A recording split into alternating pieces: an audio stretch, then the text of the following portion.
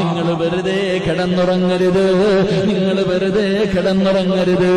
ഉറങ്ങുന്നതിന് മുമ്പ് നിങ്ങൾ ചില കാര്യങ്ങൾ ചെയ്തു വെക്കണേ എന്ന് ആദരവായ പ്രവാചകൻ നബി മുഹമ്മദ് മുസ്തഫ സല്ലല്ലാഹു അലൈഹി വസല്ലമ തങ്ങൾ അവിടുന്ന് സ്വഹാബത്തിനോട് പറയുകയാണ്, നിങ്ങൾ കിടക്കുന്നതിന് മുമ്പ്, നിങ്ങൾ കിടപ്പറയിൽ കയറി കിടന്നുറങ്ങുന്നതിന് മുമ്പ് നിങ്ങൾ വളരെ ഗൗരവത്തോടുകൂടി ചെയ്യേണ്ട ചില കാര്യങ്ങളുണ്ട്. ഇത് ചെയ്യാതെ നിങ്ങൾ കിടന്നുറങ്ങരുത്. അല്ലാഹുവിന്റെ പ്രവാചകനോട് സ്വഹാബത്ത് ചോദിക്കുന്നു, നബിയേ യാ റസൂലല്ലാഹ്,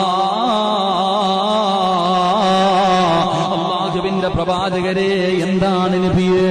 റസൂലുള്ളാഹി തങ്ങൾ കിടന്നുറങ്ങുന്നതിന് മുമ്പ് ഒരു മനുഷ്യനെ ചെയ്യേണ്ട 5 കാര്യങ്ങളെ കുറിച്ച് മുത്തുനബി അവിടുന്ന് ഓർമ്മപ്പെടുത്തുകയാണ്.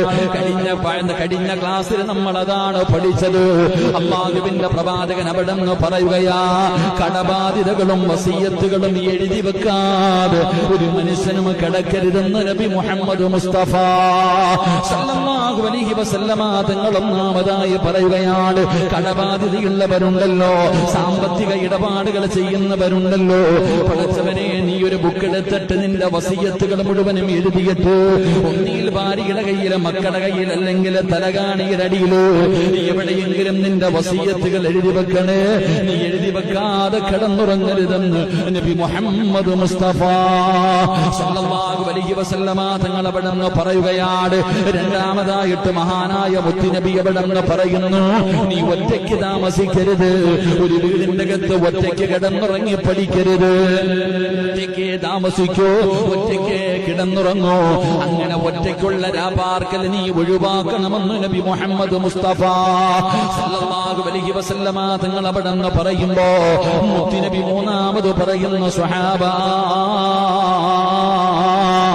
അല്ലാഹുവിന്റെ റസൂൽ അവിടുന്ന് പറയുകയാ, അതാ പടച്ചവനെ, സുരക്ഷിതമല്ലാത്ത സ്ഥലത്ത് നീ കിടന്നുറങ്ങരുത്, സുരക്ഷിതമല്ലാത്ത സ്ഥലത്ത് നീ ഒറ്റയ്ക്ക് കിടന്നുറങ്ങരുത്. അങ്ങനെ കിടന്നുറങ്ങിയാൽ അല്ലാഹുവിന്റെ കാവൽ നിനക്ക് നഷ്ടപ്പെടുമെന്ന് നബി